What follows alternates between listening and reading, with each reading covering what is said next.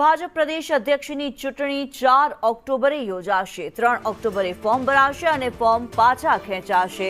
4 ઓક્ટોબરે મતદાન અને મતગણતરી યોજાશે। ચૂંટણીમાં 229 મતદારો મતદાન કરશે। લોકસભા રાજ્યસભાના ચૂંટાયેલા પૈકી 10% સભ્યો મતદાર બનશે। વિધાનસભામાં ચૂંટાયેલા પૈકી 10% સભ્યો મતદાર બનશે। પ્રદેશ પરિષદના પ્રતિનિધિઓ ચૂંટણીમાં મતદાર રહેશે। ચૂંટણી અધિકારી કે લક્ષ્મણ ભૂપેન્દ્ર યાદવ ગુજરાત આવશે। જો એક જ ફોર્મ આવશે તો તે બિનહરીફ જાહેર થશે।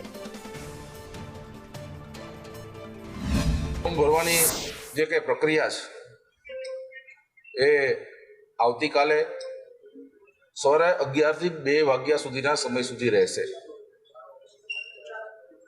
પછી ફોર્મની જે ચકાસણીની પ્રક્રિયા છે એ બપોરના 3 થી 4 કલાક સુધી રહેશે, એટલે 4 વાગ્યા સુધી।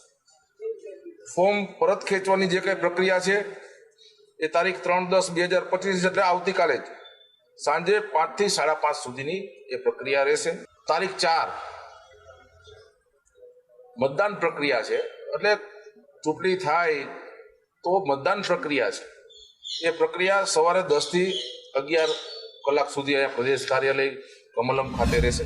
નવા પ્રમુખની ચૂંટણી માટેનો કાર્યક્રમ જાહેર થયો છે। પ્રદેશ કાર્યાલય ખાતે એની નોટિફિકેશન લગાવવામાં આવ્યું છે। આ દ્રશ્યો દેખાય છે કે નોટિસ બોર્ડ ઉપર ચૂંટણી માટેની જે તારીખ છે, એટલે કે આવતીકાલે શુક્રવારે 3 તારીખે આજે ઉમેદવારી પત્ર જે છે એ ભરવાની શરૂઆત થશે। પરમ દિવસે એટલે કે 4 તારીખે આ ચૂંટણી જરૂર પડે તો યોજાશે એ પ્રકારની પ્રક્રિયા છે। ચૂંટણી સમિતિમાં એટલે કે જે મતદાન કરી શકે એવા સભ્યોના નામ પણ એની અંદર લખવામાં આવ્યા છે કે જે મતદારો હશે।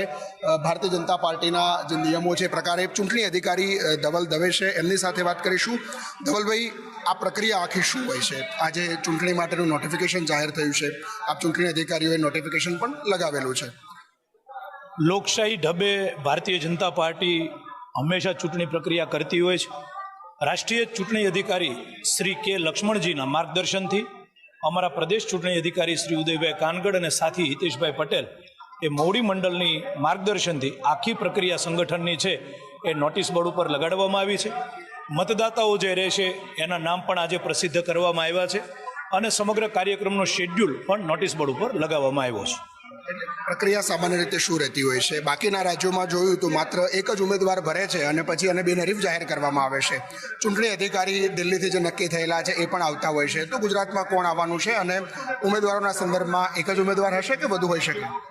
ઉમેદવાર કેટલા હશે એ તો આવતીકાલે ફોર્મ ચકાસણીને ભરવાનો સમય છે એટલે ત્યારે જ ખબર પડે।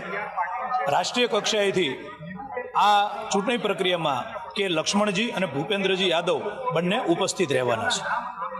4 તારીખે મતદાન અને મતગણતરી જાહેર કરવામાં તારીખ આપવામાં આવેલી છે। એ દિવસની પ્રક્રિયા શું હશે? કારણ કે સામાન્ય રીતે શિરસ્તો રહ્યો છે કે એક જ ફોર્મ આવે અને એ જ દિવસે એને બિનહરીફ જાહેર કરી દેવામાં આવે છે। આનો જવાબ તો તમે બધા કાલે અહીંયા હશો જ, કેટલા ફોર્મ આવ્યા, શું થયું, ચકાસણી શું થઈ, એટલે હવે 2-3 દિવસ આખો માહોલ રહેવાનો છે। આપ પણ બધા અમારી યારે જોડાજો, સમય મુજબ આપણને જાણ કરવામાં આવશે। ધવલભાઈ, આ પ્રદેશ પ્રમુખની ચૂંટણીમાં આવતીકાલે જ નવા પ્રદેશ પ્રમુખનું નામ છે તે સ્પષ્ટ થઈ જશે। ફોર્માલિટીના ભાગરૂપે પરમ દિવસે એટલે કે 4 ઓક્ટોબરે એ નામ સત્તાવાર રીતે જાહેર કરવામાં આવશે। કેમેરામેન જયવીરસિંહ સાથે રાવલ, સંદેશ ન્યૂઝ, ગાંધીનગર।